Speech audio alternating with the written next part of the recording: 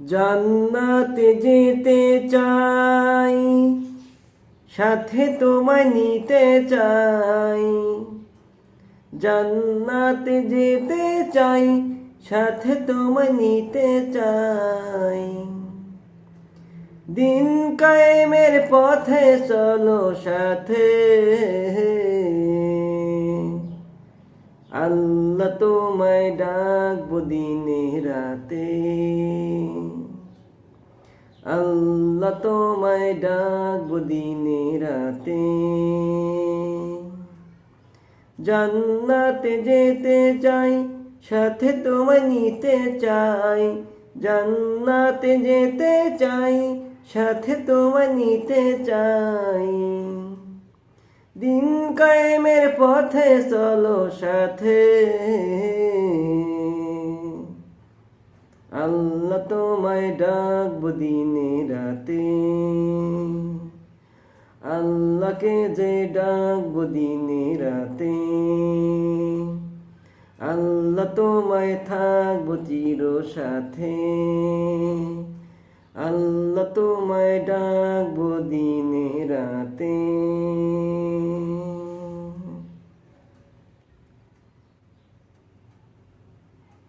যাদের হৃদয়ে আছে আল্লাহর ভয়, তারা কবু পথ ভুলে যায় না। আল্লাহর প্রেম ছাড়া এই দুনিয়ায় কারো কাছে কোনো কিছু চায় না। কারো কাছে কোনো কিছু চায় না। দিন কায়েমের পথে যারা অবিচল, তারা হলো আল্লাহর প্রিয়জন। বাতিলের পাশে যারা হার মানে না, সংগ্রাম করে যায় আমরণ। দিন কায়েমের পথে যারা অবিচল, তারা হলো আল্লাহর প্রিয়জন। বাতিলের কাছে যারা হার মানে না, সংগ্রাম করে যায় আমরণ। রাতের আধারে যান সিজদাবিহীন, দু চোখের অশ্রুতে নদী করে বিল। চলনার হাতছানি যতই আসুক, পিছনে ফিরেও তাকায় না। যাদের হৃদয়ে আছে আল্লাহর ভয়, তারা কবু পথ ভুলে যায় না।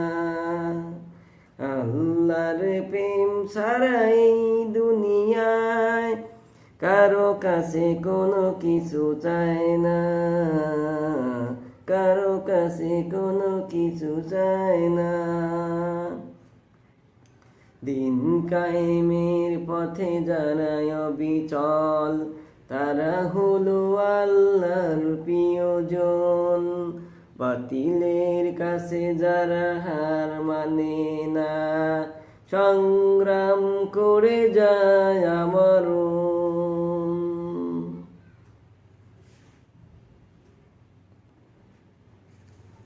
হেরার আলোতে যার জীবন রঙিন, বুকে আল কোরআনে দীপ্ত শপিং।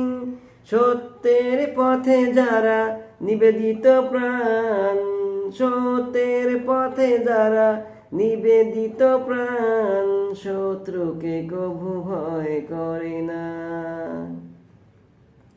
যাদের হৃদয়ে আছে আখিরাতের ভয়, তারা তো সুদ ঘুষ খাবে না। যাদের হৃদয়ে আছে পরকালের ভয়, তারা তো উলঙ্গ হয়ে চলবে না। যাদের হৃদয়ে আছে কবরের ভয়, তারা তো মিথ্যা বলবে না। যাদের হৃদয়ে আছে মরণের ভয়, তারা তো আল্লাহ ছাড়া কাউকে ডাকবে না। তারা তবু পথ ভুলে যাবে না। আসুন আমরা আল্লাহকে ডাকি, আল্লাহকে বিশ্বাস করি। অন্ধকার কবর প্রতিদিন করি স্মরণ, আমাদের মাঝে আসবে যেন কখন মরণ। মরণের কথাগুলো স্মরণ করো না,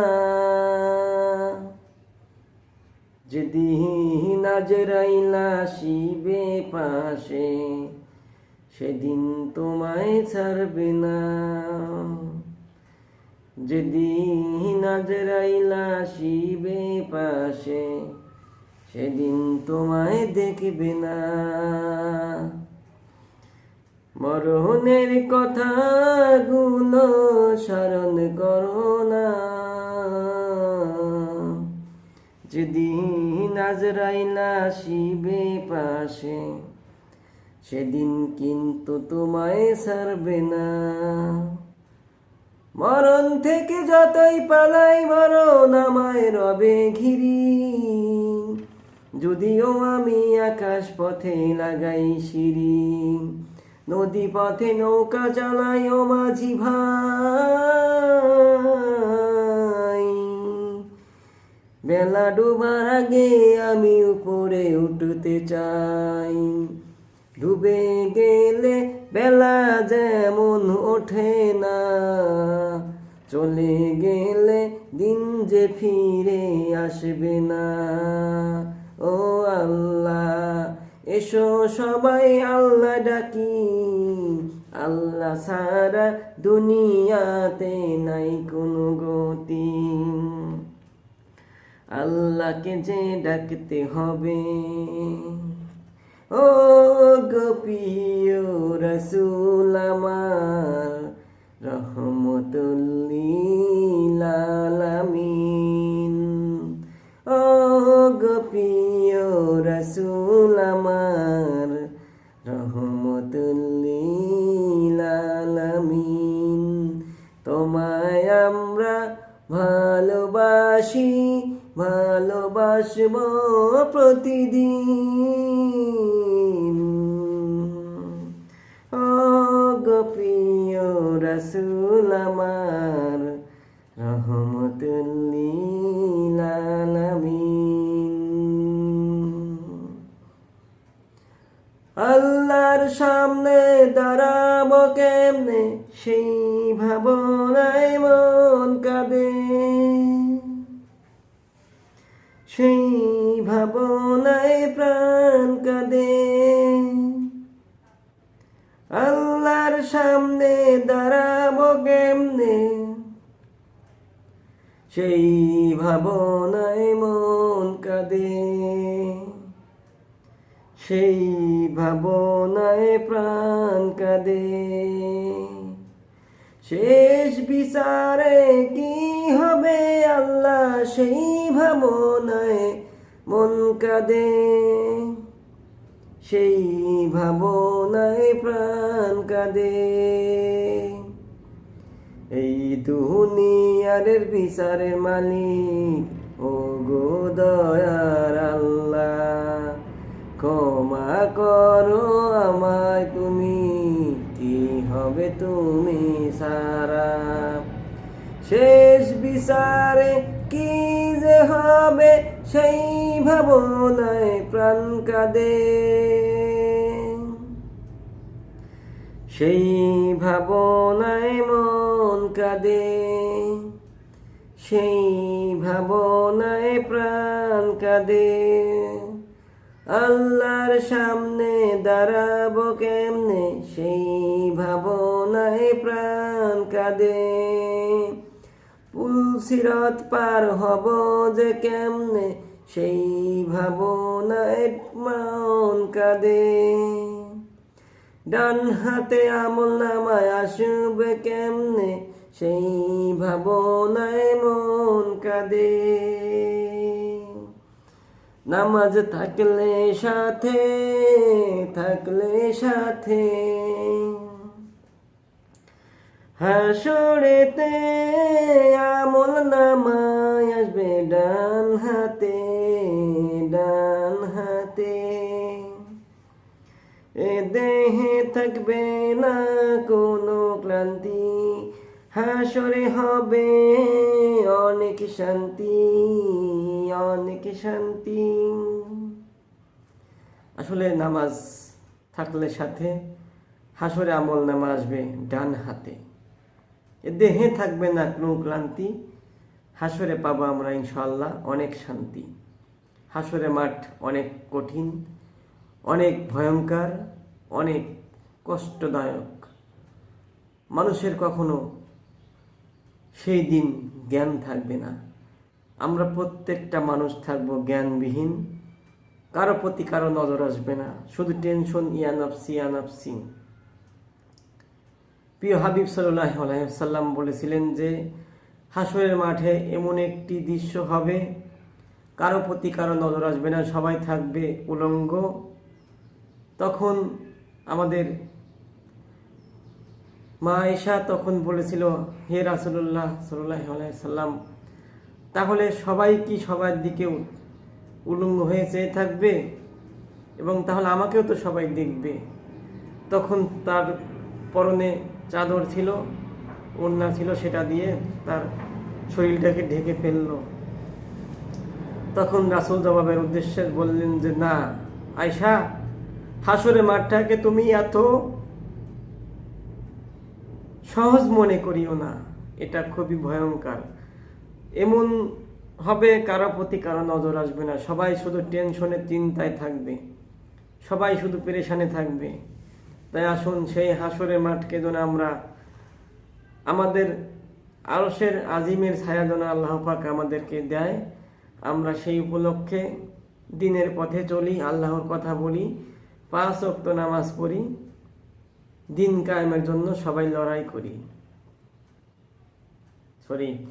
সবাই আমাকে ক্ষমা করে দিবেন, আমার কথাগুলো যদি কিছুটা ভুল হয়ে থাকে আমাকে ক্ষমা দৃষ্টিতে দেখবেন। আল্লাহ হাফেজ। বাংলাদেশ চিরজীবী হোক। সবাইকে আসসালামু আলাইকুম রহমতুল্লাহ। সবাই আমার জন্য দোয়া করবেন। আমি গুনাহগার। এই ভয়ঙ্কর এই মোবাইল নামক এক ডিভাইস মানুষকে শয়তানের দিকে গ্রাস করছে। এটা এমনই একটি ভয়ঙ্কর বিষাক্ত সাপ, মানুষকে ধ্বংস করে দিতে পারে নিমিষেই। তাই সাপ যেমন বিষাক্ত বিষ দ্বারা মানুষ মেডিসিন নিয়ে সেটাই বেঁচে থাকে, বেঁচে থাকার চেষ্টা করে, বেঁচে থাকতে পারে কিছুদিন, মৃত্যু অবশ্যই নিমিষেই একদিন হবে। ক্ষণিকের জন্য যে কিছুক্ষণ বেঁচে থাকে, তাই এটাকে ব্যবহার করে আমরা যেন আল্লাহকে ডাকতে পারি, আল্লাহর কথা শুনেই যেন আমরা মরতে পারি। তাই আসলে এই ভয়ঙ্কর ডিভাইস, ভয়ঙ্কর মোবাইল, ভয়ঙ্কর বিষাক্ত সাপ হইতে আমরা খারাপ কাজ হইতে লিপ্ত না থাকি। আমার ছেলে মেয়ে সন্তান এবং আমার ছোট্ট আদরের সন্তানকে যেন আমরা এটার থেকে দূরে রাখি। এটা যদি তাদেরকে দিতেই হয়, তাদেরকে যেন আমরা ইলম শিখাই, আল্লাহর বাণী শিখাই, কোরআন শিখাই এবং ইসলামিক সঙ্গীত শিখাই, যে সঙ্গীতে আমাদেরকে মৃত্যুকে স্মরণ করে। যেমন আল্লাহর সামনে দাঁড়াবো কেমনে সেই ভাবনায় মন কাঁদে, অন্ধকার কবরে থাকবো কেমনে সেই ভাবনায় প্রাণ কাঁদে। আসুন, যেমন একলাকি ঘরে থাকবো কি করে, ভেবেছি কি আমরা একবার, চারিদিকে মাটি শুধু অন্ধকার, রইব কি করে বলো একবার। আসলে আমরা মরণকে স্মরণ করি, মৃত্যুকে স্মরণ করি, মরণের কথা প্রতিদিন করি স্মরণ, অন্ধকার কবর প্রতিদিন করি স্মরণ। আমাদের মাঝে আসবে কখন যেন মরণ, আমাদের দরজায় কখন যেন আসবে যেন মালাকাল মরণ প্রতিদিন করি স্মরণ। মরণ স্মরণ করতে হবে, তা না হলে দুনিয়াতে আপনি পথগ্রস্ত হয়ে যাবেন। একটা ব্যক্তি যেমন পথ ভুললে এলোমেলো হয়ে যায়, ঠিক আপনি তেমন হয়ে যাবেন। কোনটা থেকে কোনটা করবেন এটা বুঝতে পারবেন না, কোনটা গুনাহগার কোনটা জ্ঞানী জ্ঞানী কাজ করে, কোনটা নাফরমান কাজ করে, কোনটা সুদখোর কাজ করে, কোনটা একজন আলেম কাজ করে, কোনটা একজন দিনদার ব্যক্তি কাজ করে, কোনটাই ভুলে যাবেন। সব শুধু ভুলের পথে যাবেন। আপনি যদি এক জায়গায় চলে যান, যদি পথ ভুলে যান, কিন্তু আপনি সঠিক পথে কিন্তু আসতে আপনার অনেক দেরি লাগে। কিন্তু আসুন আমরা যারা পথ ভুলে যাচ্ছি, সারাদিন খেলোয়াড়ের পিছনে দৌড়াদৌড়ি করছি, একজন খেলোয়াড় আপনাকে কখনো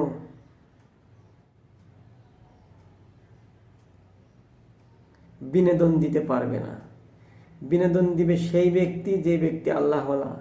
বিনোদন দিবে আপনার সন্তান, বিনোদন দিবে আপনার পিতামাতা, বিনোদন দিবে আপনার আল্লাহর বাণী। আপনার মস্তিষ্ক নষ্ট হয়ে গেছে বলেই আপনি এই কথা বলেন যে খেলাধুলা বিনোদন। না, কখনো হইতে পারে না। নাফরমান কখনো আমাকে বিনোদন দিতে পারবে না। নাফরমান কখনো মুসলিমকে বিনোদন দিতে পারে না। নাফরমান কখনো আল্লাহওয়ালাকে বিনোদন দিতে পারবে না। তাই যারা খেলাধুলা নিয়ে ব্যস্ত থাকে, মেসি, আর্জেন্টিনা যেটাই বলি, প্রত্যেকটাই নাফরমান, প্রত্যেকটাই নাফরমান। শুনে রাখেন।